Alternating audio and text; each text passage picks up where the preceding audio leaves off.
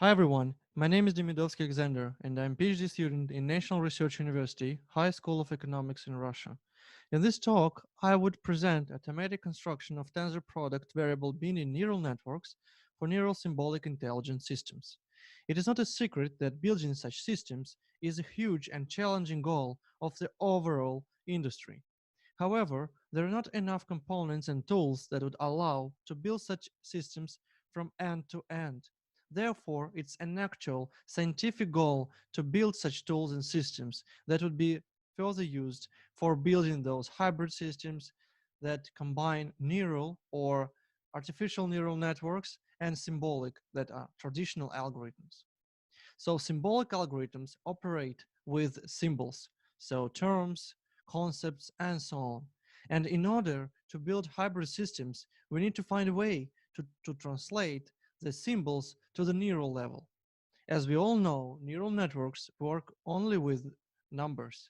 So we have to find a way to translate symbolic structures that have arbitrary structure to the neural level, to numbers. And as a basis for the current approach, we selected tensor product variable binding. The concept was proposed by Smolensky, and it is all about thinking of a structure as a set of fillers and roles. And in the sample structure here, we can see that there is a filler A, filler B, and filler C. Each of them play a particular role in the structure. For instance, filler A plays a role R0, while filler B plays a composite role, that is role 0 of role 1, meaning left child of the right child of the root. So, and once we define the roles for the structure, it is possible to encode the structure by using the tensor representation rule. So if we define the vectors for fillers and for roles so that they are linearly independent, so all fillers are linearly independent and roles are linearly independent, then we can use the tensor product operation in order to get the tensor representation of the given structure. What is important to note is that the tensor representation that we get is not a single tensor, it's a set of tensors of different rank. For instance, for the structure that we see on the left, we get the tensor representation on the right.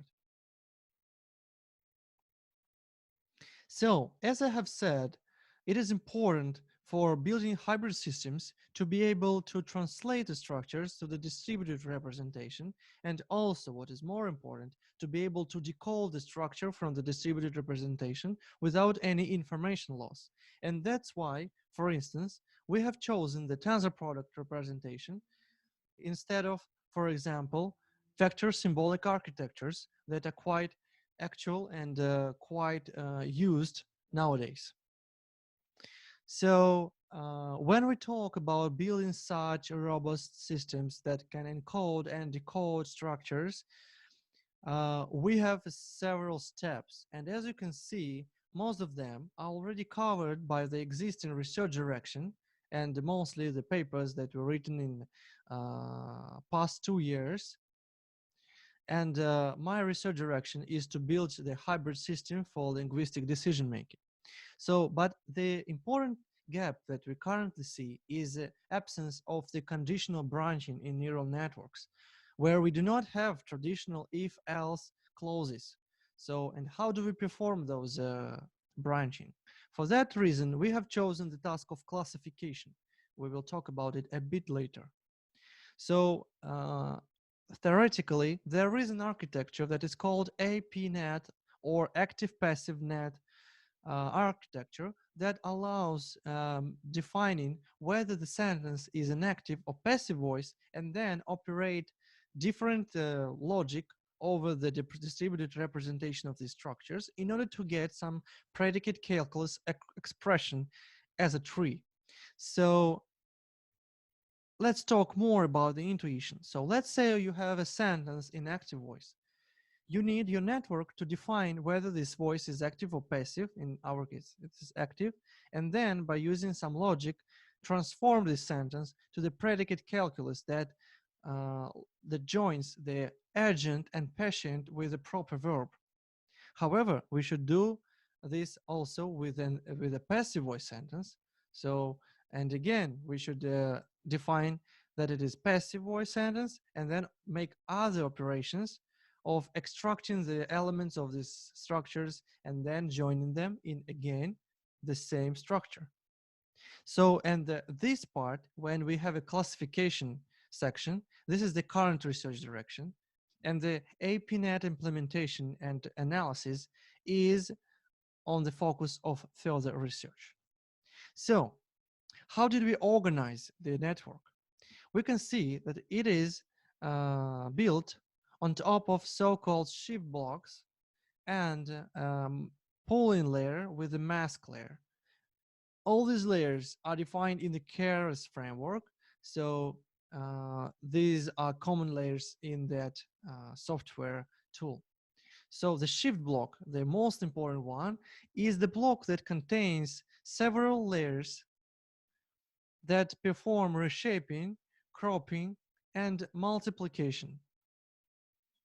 Apart from technical reason for making those three layers, the multiplication layer performs the extraction of the tree. And of course, it is made on the distributed level. Let's look into the network execution.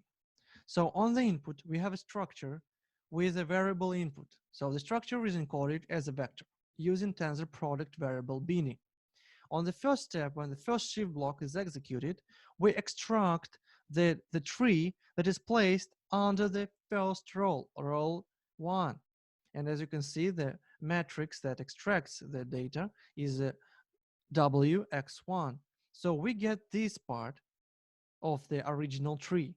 When we perform the next shift block, here we use the x0, meaning that we would extract the left child of this tree, and then we perform x0 again to get the auxiliary verb distributed representation. And then we perform those layers in order to get the final result of the network, the classification.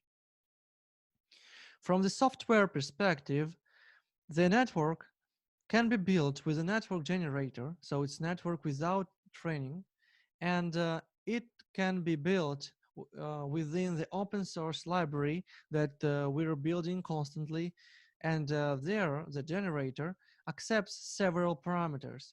Those are the maximum depth of the structure, fillers vectors, roles vectors, dual roles for unbinding procedure, and role extraction order. For example, you saw that in the previous slide that we had to perform first of all extraction of the right child, then of the left child, and then of the left child. And this is what this extraction order parameter is about. And once we generate a network, we can infer it for every sentence that we have in order to get the result, whether the sentence is inactive or passive voice. To sum up, there is a novel method of generating the neural network for solving the symbolic task.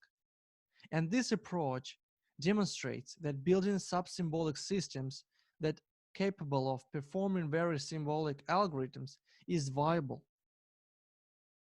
And as we're talking about the immediate research directions, then it is of course implementation of APNet that would combine the conditional element of the structure processing with the construction of the new structure from the elements of the input ones. So this is practically all that I intended to say. Thank you very much for attention. In case you want to contact me and learn more about the latest results that are not yet published, then please contact me at one of these emails.